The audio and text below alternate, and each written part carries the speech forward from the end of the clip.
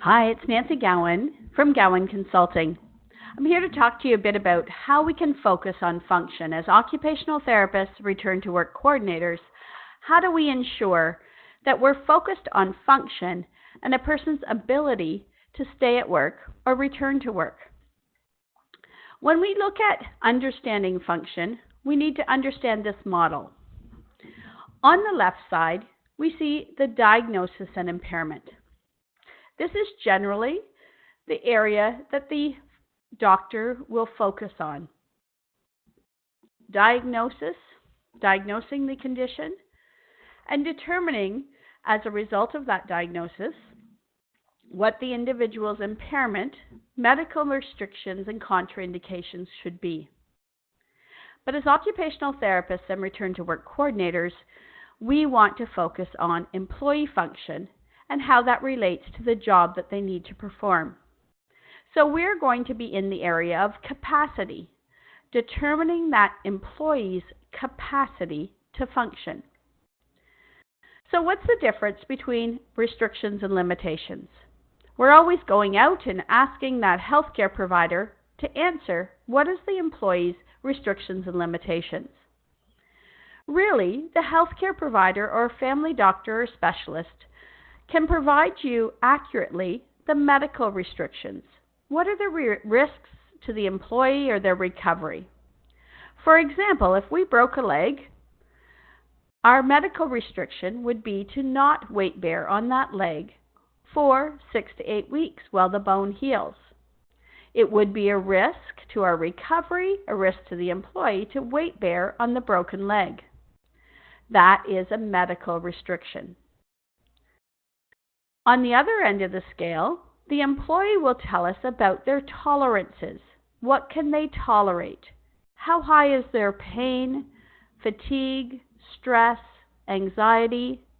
And generally, we measure that on a visual analog scale of 0 to 10, and the employee will rate that and self-report that. The difficulty with determining return to work based on tolerances is I have had employees who have rated their pain or their fatigue at a 6 out of 10, but they haven't been able to work. Yet I've had another employee who's rated a 6 out of 10 on pain or fatigue, and they've been working. So tolerance is not a helpful scale to determine the person's ability to stay at work or return to work. Where we really need to focus is on capacity. What can the employee do? How many hours can they work? How much can they lift, and from what level to another level? What are their communication skills? What are their skills to be able to manage their pain, manage their stress, manage their fatigue, manage their anxiety, and be able to then still focus and concentrate cognitively on the job? So as occupational therapists and return to work coordinators, the main area of concern when we're discussing return to work is on capacity. We need to respect the medical restrictions and ensure that nothing that we are doing impedes those medical restrictions. We need to respect that the employee understands their tolerances, but we need to determine from a functional perspective what is their capacity, what can they do, and how does that relate to the job. Some of the challenges that draw us away from thinking about function is that people like to talk about their diagnoses. Well, because I've got Kaboobalobolopoulos, I can't work.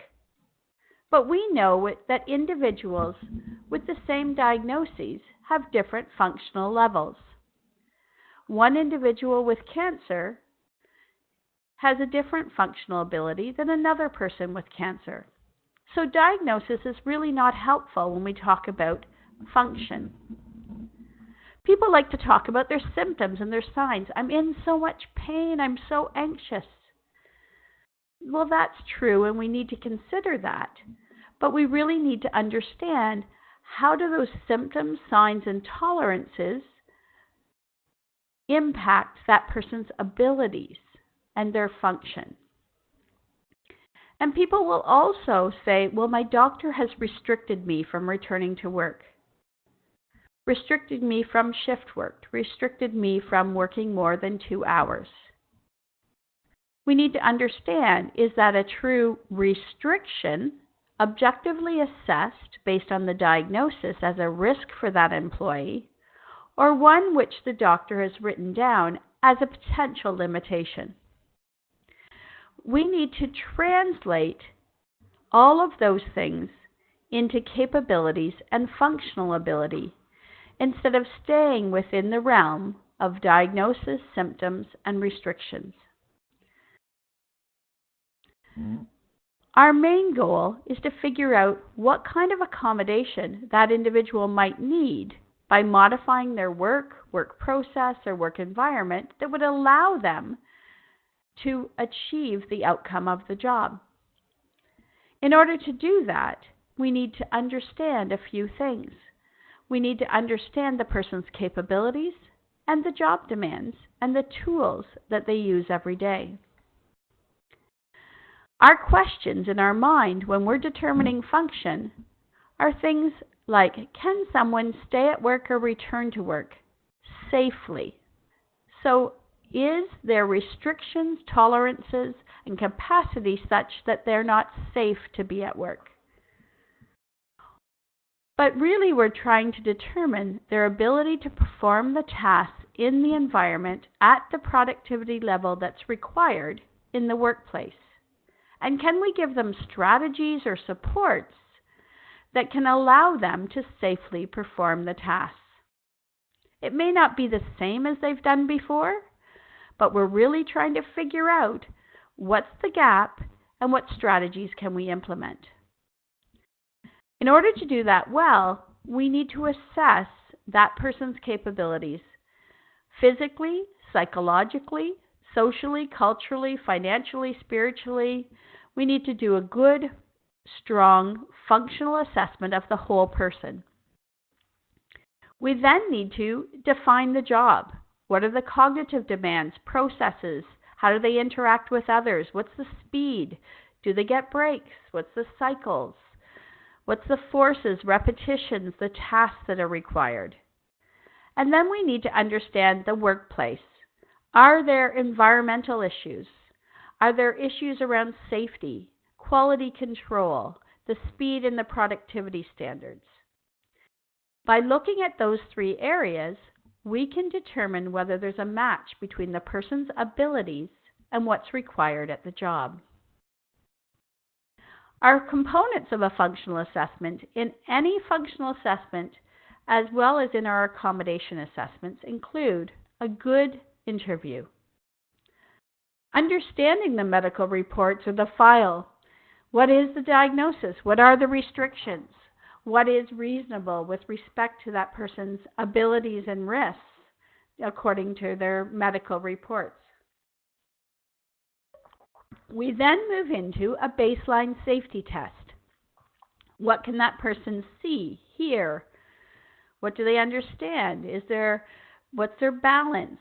What is their strength? What is their range of motion? Then we'll move into standardized and non-standardized testing. It may include standardized lift tests, cognitive tests, psychological tests, and non-standardized testing using the tools in a non-standardized way. And then we need to go to the job and really look specifically at the job and how that person performs in that environment with those tools, with job-specific observations. Together with those components, we analyze critically what is that person's abilities, their functional ability to do the role. Our functional-based discussions is about problem solving, strategies, tools. How do we overcome barriers? It's not about symptoms. As soon as we start talking about symptoms, we get drawn in to a symptom-based discussion. Instead of how are you feeling? How much pain are you in? Ask, how have you been able to accomplish that task? What has been the barrier to you getting being able to do that activity. A function, task, activity-based discussion will bring you to strategies and solutions. Focus on symptoms. You'll have symptom-based solutions and discussions. Focus on function and activity, and you'll get strategies and solutions. So when you're communicating with an individual, don't ask, are you in too much pain? How much pain, how much fatigue, how much anxiety do you have? Instead, break down the tasks that they need to do and ask, what do you think you might be able to do on the job? What do you think you probably won't be able to do, and why? And that will lead you to being able to understand and identify the gaps and the barriers. 5 basic questions prior to return to work that have research-based and evidence-based are, what's your biggest concern about return to work?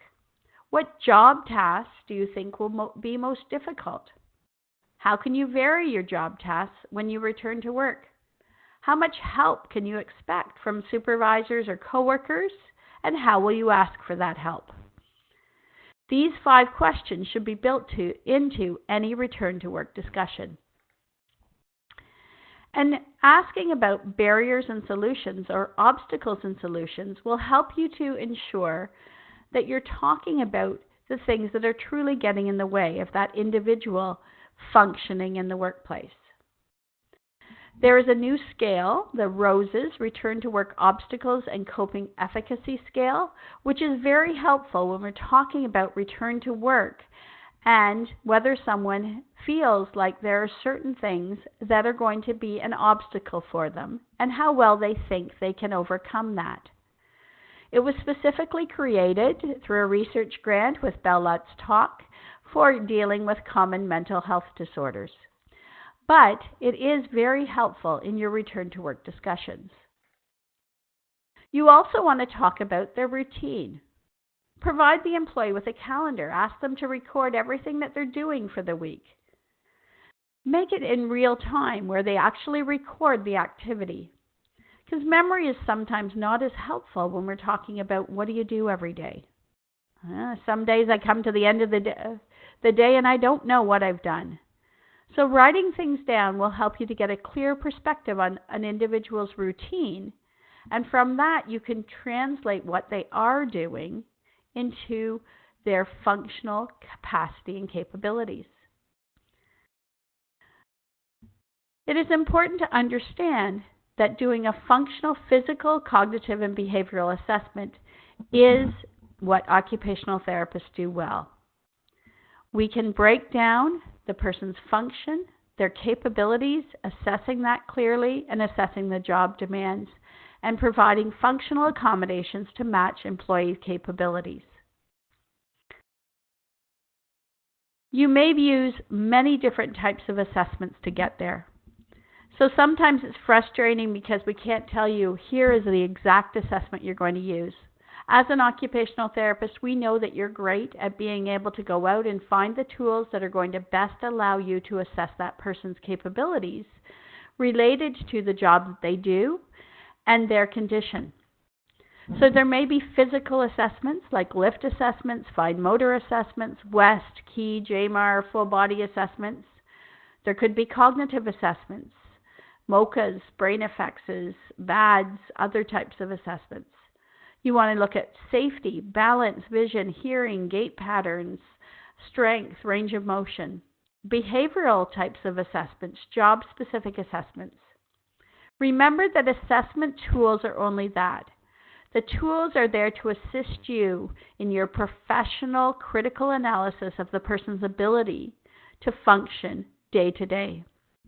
Use the tools as your benchmarks to be able to assess different components of a person's function. But you'll need the most important tool, your occupational therapy training, and your brain to critically analyze and determine that person's abilities. Now, understanding the job is important as well. And there are tools that can help you to understand the job, such as the Supporting Employee Success Questionnaire that's been created by the Mental Health Commission of Canada and Mental Health Works. This may be given to the employer to understand the cognitive and behavioral demands of the job. It can be used as an interview with the employer to discuss job tasks and determine if suitable accommodations are available. But you also, as an occupational therapist, can do a great task breakdown. Create a workflow of the job. What do you do each day during your job? What happens? You punch in, you go to the locker, you change into your uniform, you go to your line. How do you start your computer? As an occupational therapist, we're great at that task analysis, so break down the job into the components to truly understand what's required. Detail each of the tasks, the tools, the processes. Which one does the employee think will be a barrier, and which one does the manager think will be a challenge? How are these tasks connected with the coworkers around them, the processes, the timelines, the deadlines? And from there, you'll be able to create a job match.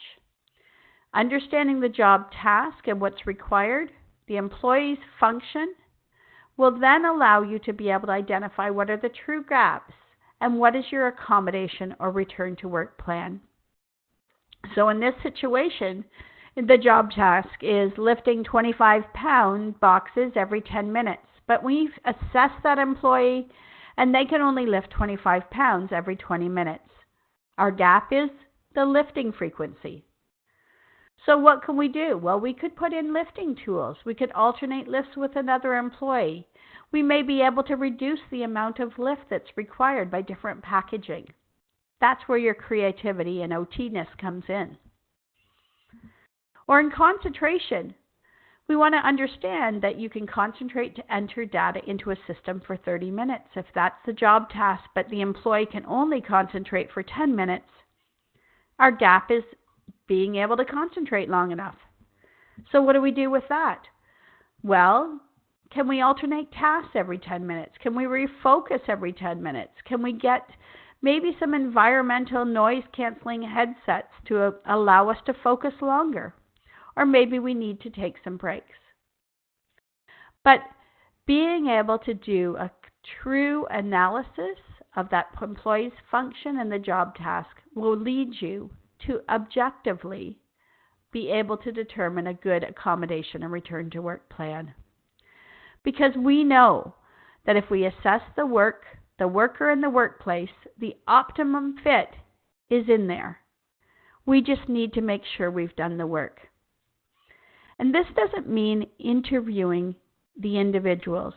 It's using your skill as an occupational therapist to truly analyze each of those components, objectively assess each of those components so that you can determine what is the true gap and what is the best accommodation and return to work plan. We are skilled professionals that can do this well if we bring in our objective assessment capabilities and our critical analysis of how they fit all together. Thanks for spending time with me on this short webinar. We do have tons of educational opportunities coming forward. We have lots of public workshops that if you want to know more about how to assess the job, the Cognitive Demands Analysis Certificate Program, our mental health and return to work plans, our applying CBT principles, our boot camp for return to work, they're all scheduled this year and we want to see you out there and we want to see you at one of our workshops. If you can't make it out, we've got lots of webinars online and we really want to continue to bring you new and innovative information throughout the year. So join us again for our next webinar on how to develop accommodation in the workplace. And if you have any questions, feel free to email, give us a call. We really do want to work with you to give you the best skills and abilities as occupational therapists and return to work coordinators in your workplace. And have a safe, healthy, and productive workday.